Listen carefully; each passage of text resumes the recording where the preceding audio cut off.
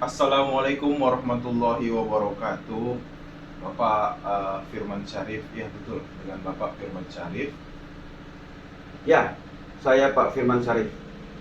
Bisa perkenalkan dirinya Pak sebagai pakar dan sekarang bekerja sebagai apa? Ya, nama saya Bapak Dr. Andes Firman Syarif, MSI Akuntan CA, Chartered of Accountant. Saya adalah dosen Fakultas Vokasi, Program Studi Diploma 3 Akuntansi Universitas Sumatera Utara.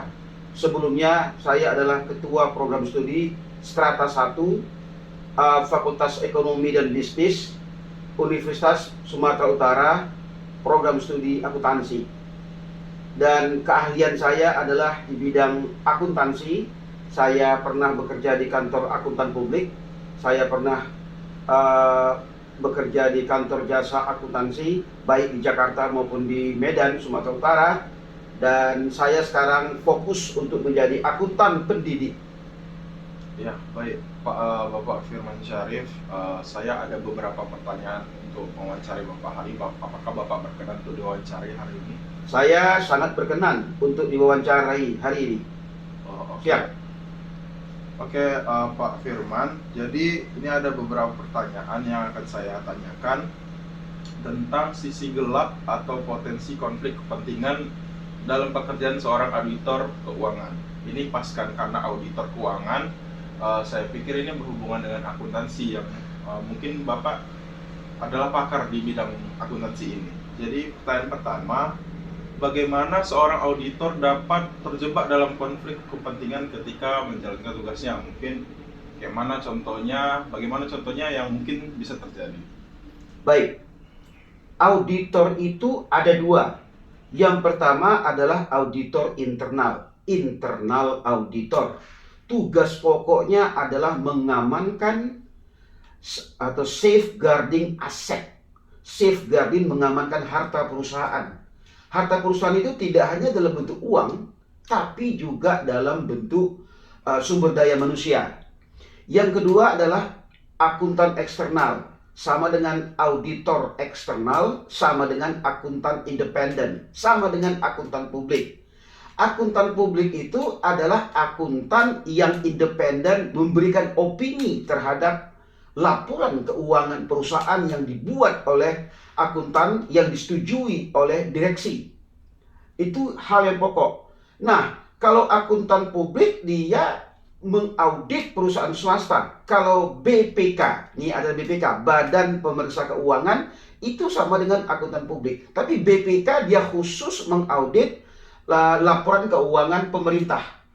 Akuntansi pemerintah, pemerintah pusat, pemerintah daerah, wali kota media sampai bupati. Itu adalah akuntan BPK. Kalau BPKP hampir sama dengan internal auditor. BPKP dia mengaudit, mengamankan safeguarding aset, harta-harta punya pemerintah.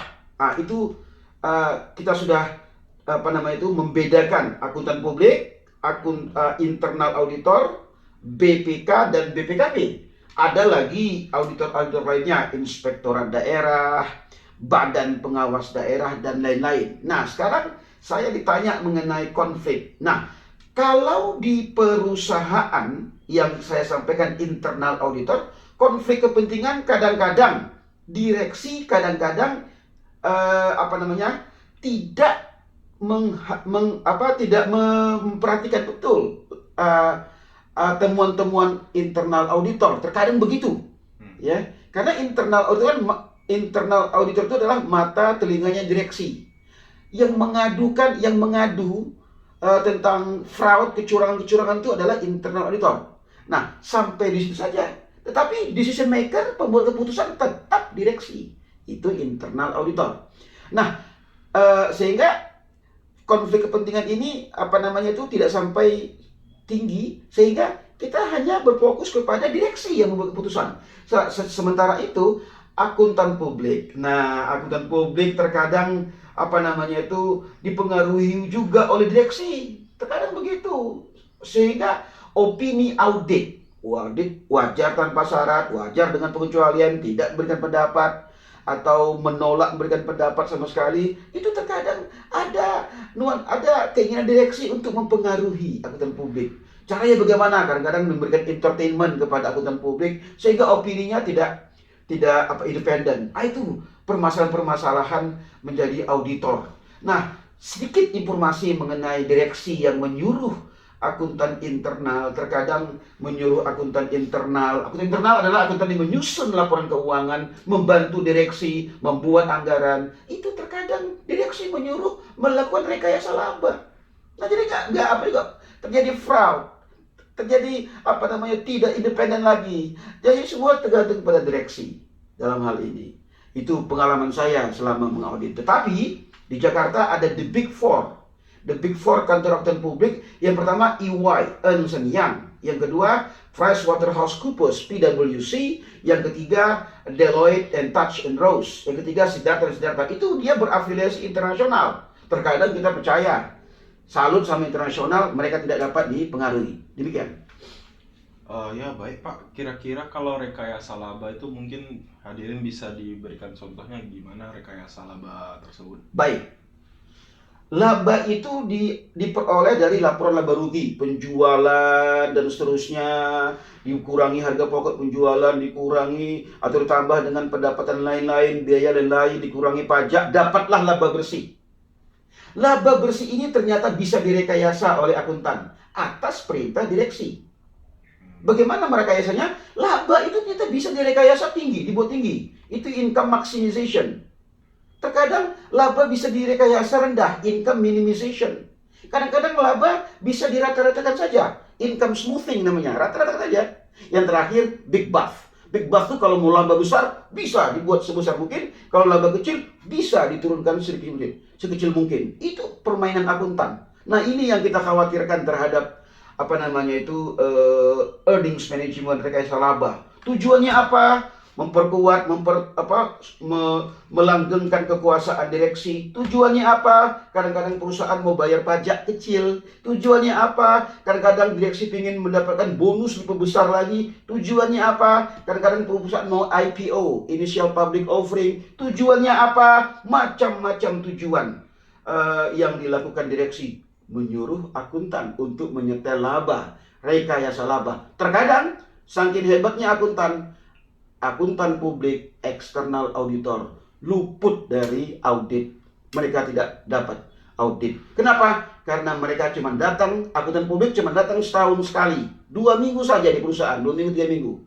Yang mengetahui itu adalah internal auditor, akuntan internal sendiri. Sehingga ada informasi asimetri, ada namanya moral hazard.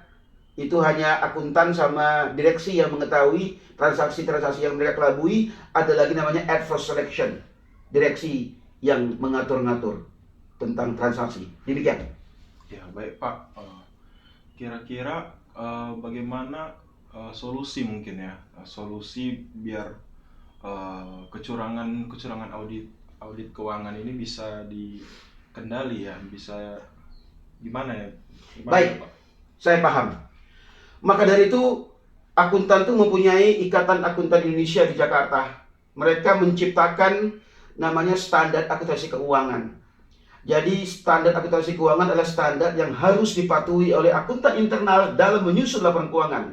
Salah satu cara yang ampuh dilakukan oleh Ikatan Akuntan Indonesia maupun di dunia, di Amerika Serikat itu ada Financial Accounting Standard Board, ataupun di Eropa ada Internal Financial Reporting Standard. Satu saja, lakukan disclosure. Disclosure itu pengungkapan laporan keuangan sekecil mungkin harus diungkapkan di catatan atas laporan keuangan sehingga tidak ada yang disembunyikan. Transparansi, semua orang tahu. Jadi disclosure, pengungkapan laporan keuangan adalah salah satu cara untuk mengurangi asimetri informasi, mengurangi fraud di dalam laporan keuangan. Demikian.